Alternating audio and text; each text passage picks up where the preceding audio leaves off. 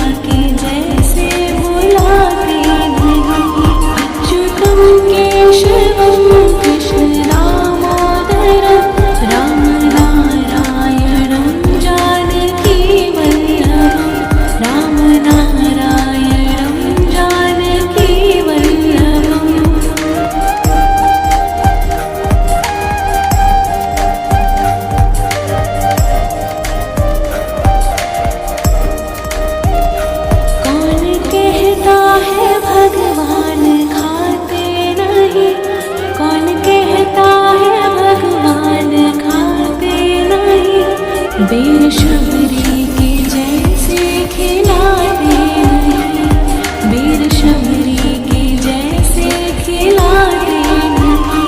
अच्युतं केशवं कृष्ण दामोदरं राम नारायणं जानकी वल्लभं, राम नारायणं जानकी वल्लभम्।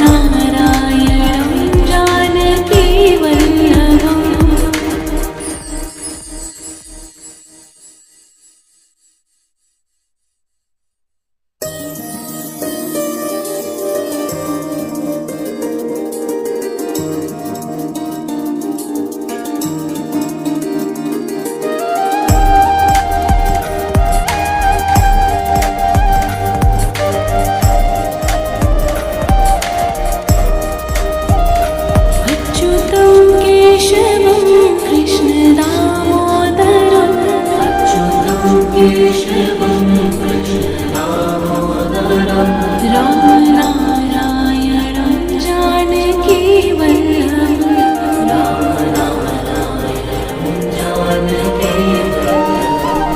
अच्युतं केशवं कृष्णदामोदरं रामनारायणं जानकीवल्लभं रामनारायणं जानकीवल्लभम्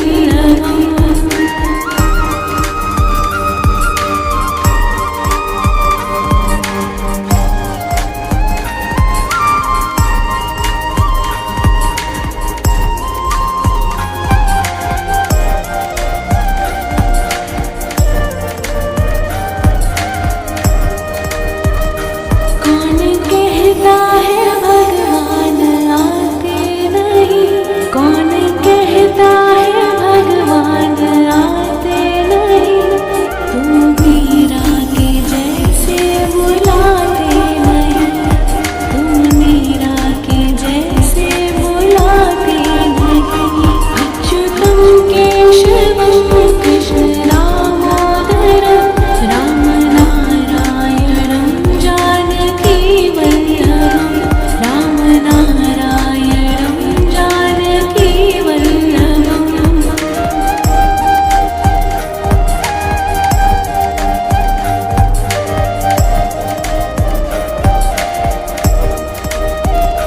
कौन कहता है भगवान खाते नहीं कौन कहता है भगवान खाते नहीं बेशबरी के जैसे खिलाते नहीं बेशबरी के जैसे खिलाते नहीं अच्युतं केशवं कृष्णदामोदरं रामनारायणं जानकीवल्लभं रामनारायणं जानकीवल्लभम्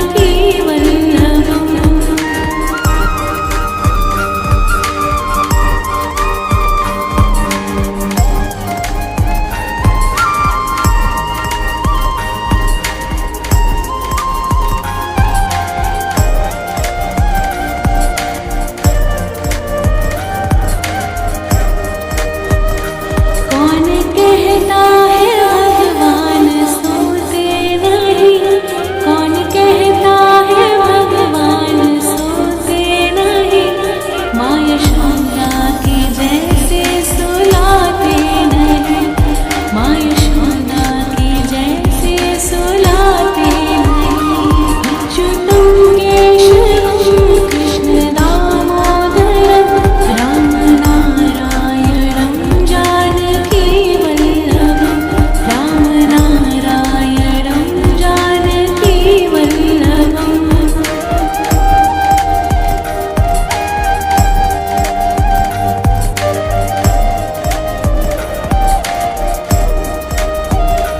कौन कहता है भगवान नाचते नहीं कौन कहता है भगवान नाचते नहीं गोपियों की तरह तुम न जाते नहीं गोपियों की तरह तुम न जाते नहीं अच्युतं केशवं कृष्णदामोदरं रामनारायणं जानकीवल्लभं रामनारायणं जानकीवल्लभम्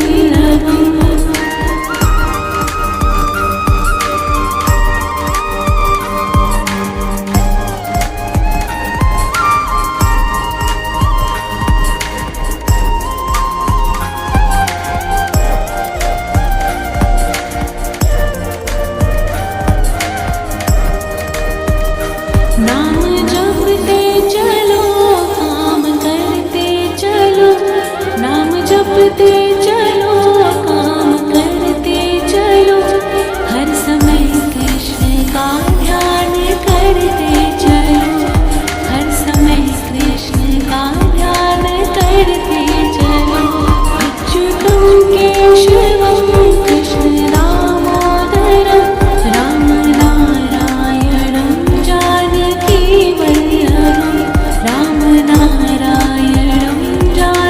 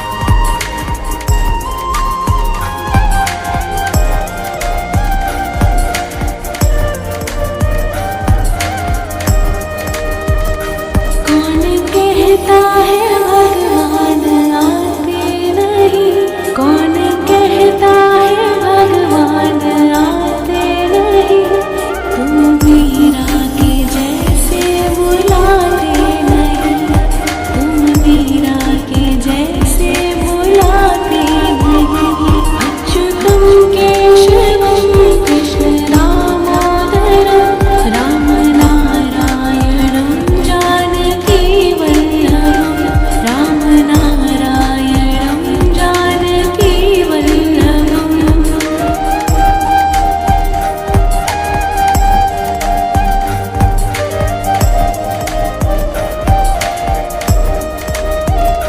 कौन कहता है भगवान खाते नहीं, कौन कहता है भगवान खाते नहीं, बेशबरी के जैसे खिलाते नहीं, बेशबरी के जैसे खिलाते नहीं। अच्युतम केशवम कृष्ण दामोदरम राम नारायणं जानकी वल्लभम, राम नारायणं जानकी वल्लभम।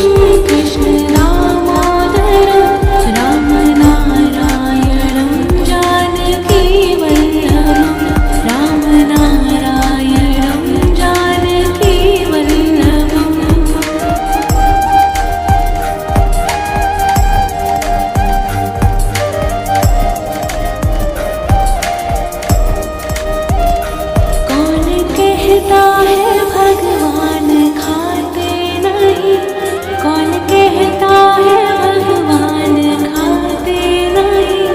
बेर शबरी के जैसे खिलाते नहीं, बेर शबरी के जैसे खिलाते नहीं। अच्युतम केशवम कृष्ण दामोदरम राम नारायणं जानकी वल्लभम्।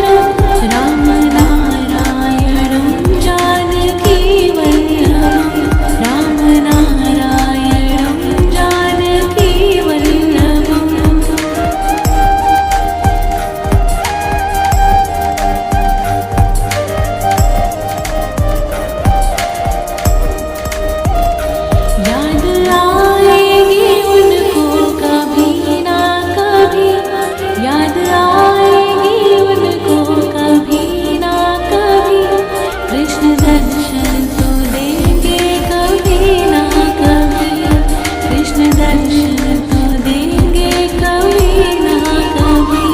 अच्युतं केशवं कृष्ण दामोदरं राम नारायणं जानकी वल्लभं राम नारायणं जानकी वल्लभम्।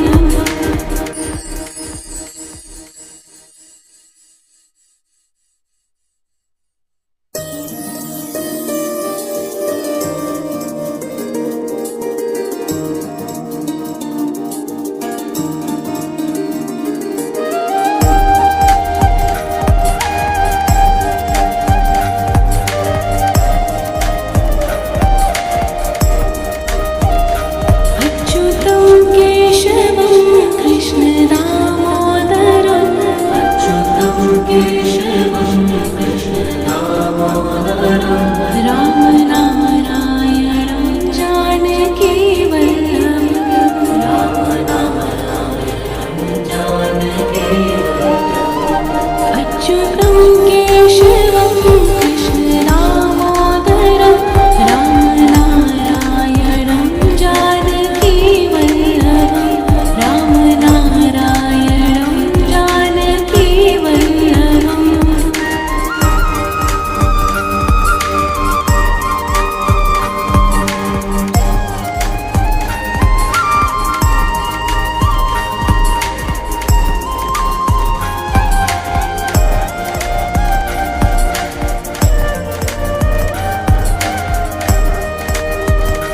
कौन कहता है भगवान आते नहीं, कौन कहता है भगवान आते नहीं।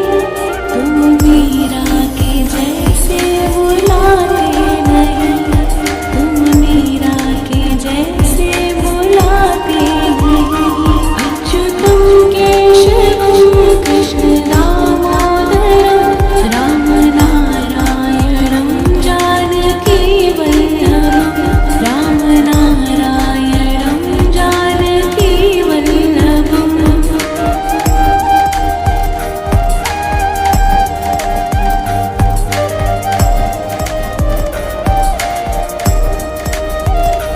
कौन कहता है भगवान खाते नहीं, कौन कहता है भगवान खाते नहीं। बेर शबरी के जैसे खिलाते नहीं, बेर शबरी के जैसे खिलाते नहीं। अच्युतं केशवं कृष्ण दामोदरं राम नारायणं जानकी वल्लभं राम नारायणं जानकी वल्लभम्।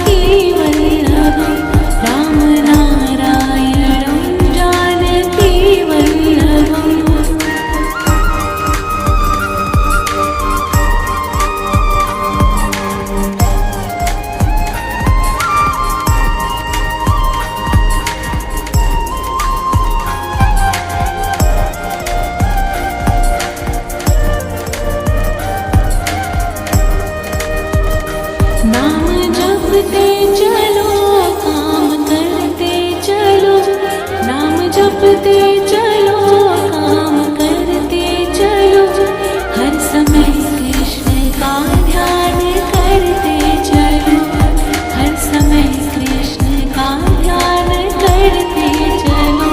अच्युतं केशवं कृष्ण दामोदरं, राम नारायणं जानकी वल्लभं, राम नारायणं जानकी वल्लभम्।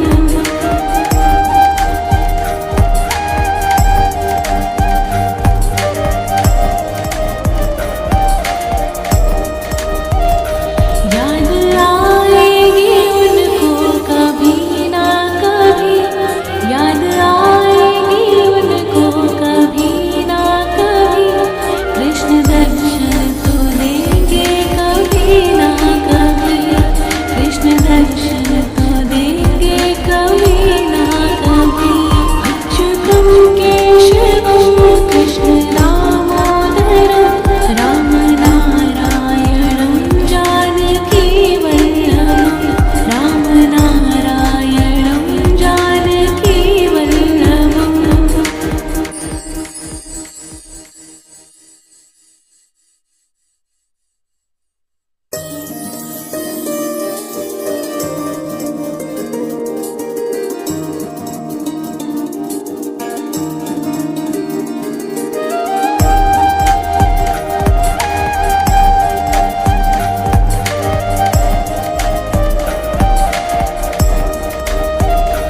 अच्युतं केशवं कृष्ण दामोदरं, अच्युतं केशवं कृष्ण दामोदरं, राम नारायणं जानकी वल्लभं, राम नारायणं जानकी वल्लभम्।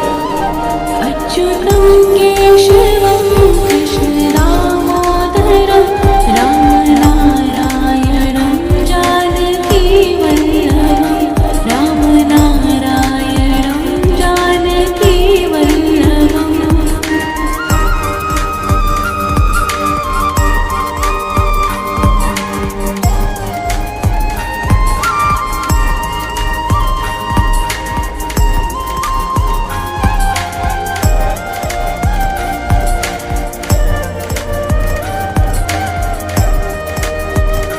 कौन कहता है भगवान आते नहीं, कौन कहता है भगवान आते नहीं, तुम मीरा के जैसे बुलाते नहीं, तुम मीरा के जैसे बुलाते नहीं।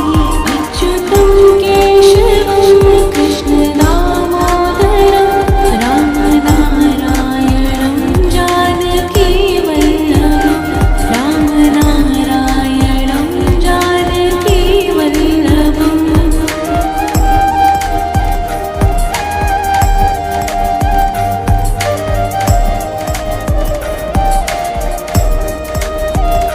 कौन कहता है भगवान खाते नहीं, कौन कहता है भगवान खाते नहीं, बेर शबरी के जैसे खिलाते नहीं, बेर शबरी के जैसे खिलाते नहीं। अच्युतं केशवं कृष्ण दामोदरं, राम नारायणं जानकी वल्लभं,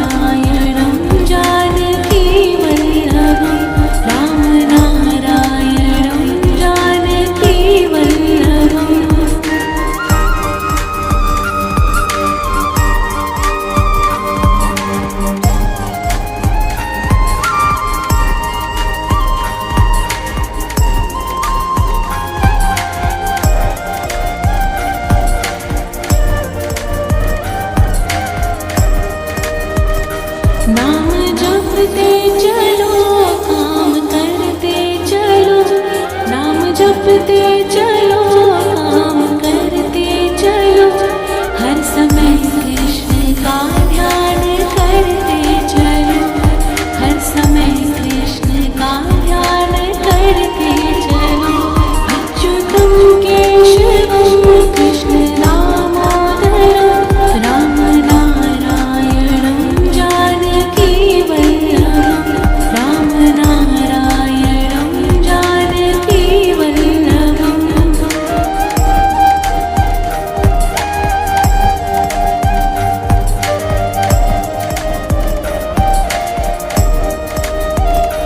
याद आएगी उनको कभी ना कभी, याद आएगी उनको कभी ना कभी, कृष्ण दर्शन तो देंगे कभी ना कभी, कृष्ण दर्शन तो देंगे कभी ना कभी।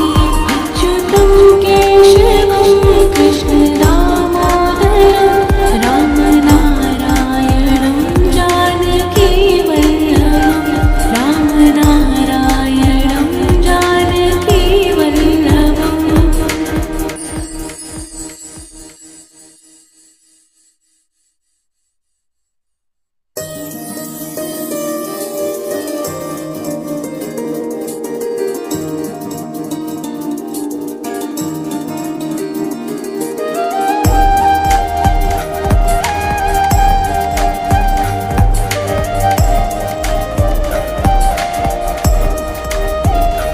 अच्युतं केशवं कृष्ण दामोदरं, अच्युतं केशवं कृष्ण दामोदरं, राम नारायणं जानकी वल्लभं, राम नारायणं जानकी वल्लभम्।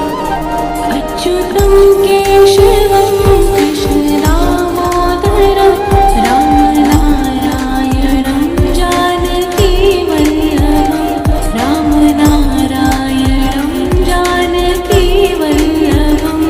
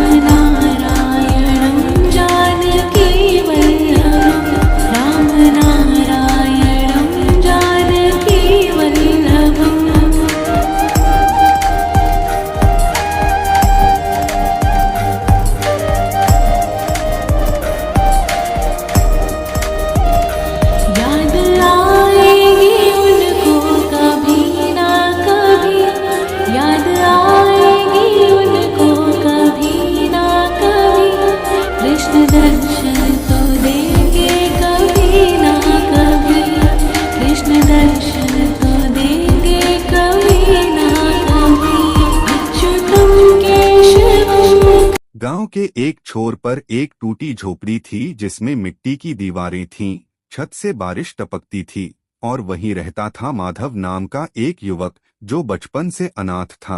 उसके माता पिता एक बुखार में चल बसे थे।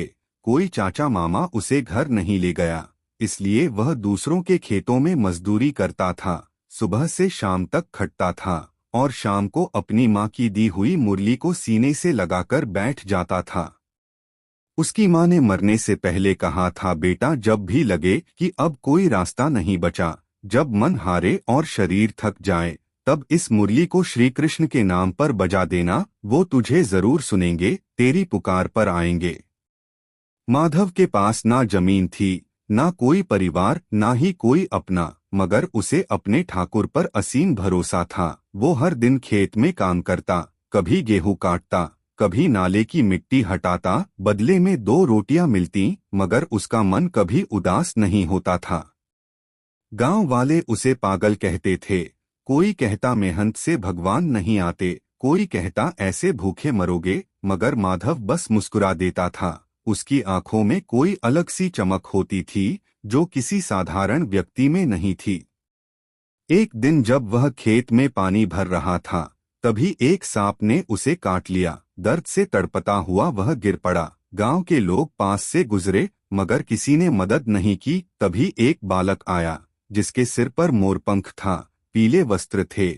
उसने आकर माधव का पैर अपने हाथ में लिया, झाड़ियों से कुछ पत्तियां तोड़ी, उन्हें पीसा और घाव पर लगाया। कुछ ही देर में माधव की सांसें सामान्य होने लगीं। उसने आंखें खोलीं और पूछा, तुम कौन हो? बालक ने मुस्कुराकर कहा, मैं बस एक चरवाहा हूँ जो यहाँ रास्ता भटक गया था। फिर वह अचानक चला गया और माधव उठकर घर लौट आया। अगली सुबह से उसकी तबीयत बिल्कुल ठीक हो गई। लोग सोचते थे ये कैसे संभव हुआ, मगर कोई उत्तर नहीं था। माधव जान गया था कि उसके ठाकुर आए थे उसे बचाने। कुछ ही समय बाद गांव में भयंकर सूखा पड़ा। तालाब सूख गए, कुएं खाली हो गए, लोगों के पास पीने को पानी नहीं था, बच्चे भूख से रोते थे। तब एक रात माधव ने अपनी मुरली उठाई और रोते हुए कहा, ठाकुर अब तो तुझसे विनती है, मेरी नहीं तो इन बच्चों की सुन ले। रात भर हवा में मुरली की करुण ध्वनि गूंजती रही और अगली सुबह गांव के लोग चौंक गए। कुएं में पानी भर गया था, खेतों में हरियाली आ गई थी, आसमान में बादल घिरे थे और बारिश शुरू हो चुकी थी। लोगों ने कहा ये चमत्कार है, किसी ने कहा माधव के कारण सब हुआ, मगर माधव कुछ नहीं बोला। वो फिर खेत में काम करने लगा। फिर भी हर दिन और लोग उससे मिलने आते, आशीर्वाद मांगते और कुछ उसकी मुरली सुनने बैठ जाते।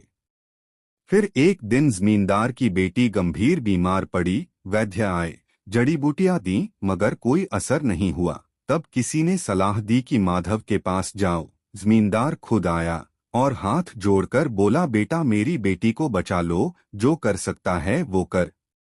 माधव ने उस रात फिर मुरली उठाई, आंखों में आंसू लिए ठाकुर से कहा, अब तुझे आना ही होगा। अगर मेरी भक्ति में सच्चाई है तो अब उस लड़की को बचा। अगली सुबह लड़की उठकर बैठ गई, हंसी और पानी मांगा। जमींदार रो पड़ा। पूरे गांव में चर्चा फैल गई। सबने कहा माधव चमत्कारी है, कुछ ने कहा वो भगवान का रूप है। मगर माधव ने सिर झुकाया और खेत की ओर चल दिया। एक राजा जब वहां से गुजरा और यह सब सुना तो उसने माधव को बुलाया, कहा मैं तेरे लिए मंदिर बनवाऊंगा, तू वहां बैठकर भजन कर। माधव ने कहा, राजन मंदिर पत्थर से बनते हैं, मगर मेरा ठाकुर तो खेत की मिट्टी में है, जो हल चलाते हुए मुझे दिखाई देता है, मैं वही ठीक हूँ। राजा ने कहा, फिर मैं तुझे एक खेत और घर देता हूँ, तू वही कर जो तेरे मन को अच्छा लगे। माधव ने सिर झुका लिया और छोटी सी जमीन लेकर उसमें हल चलाने लगा। अब जो कुछ उगता वो खुद नहीं रखता, दूसरों में बांट देता। गांव के बच्चे उसके पास आते, मुरली बजाना सीखते और वो उन्हें बताता था कि भगवान बाहर नहीं होते, वो भीतर होते हैं, जहां सच्चा मन हो। एक दिन एक बूढ़ा साधु आया, बहुत थका और भूखा था। माधव ने उसे भोजन कराया, उसे पानी दिया और पत्तों का बिछौना दिया। साधु ने कहा, बेटा तू तो सन्यासी जैसा है, मगर तेरा जीवन तो खेत में बीतता है। माधव ने कहा, बाबा, जब मैं छोटा था तब मेरे पास कुछ नहीं था, अब भी कुछ नहीं है, मगर तब भी मेरा ठाकुर था, अब भी वही है।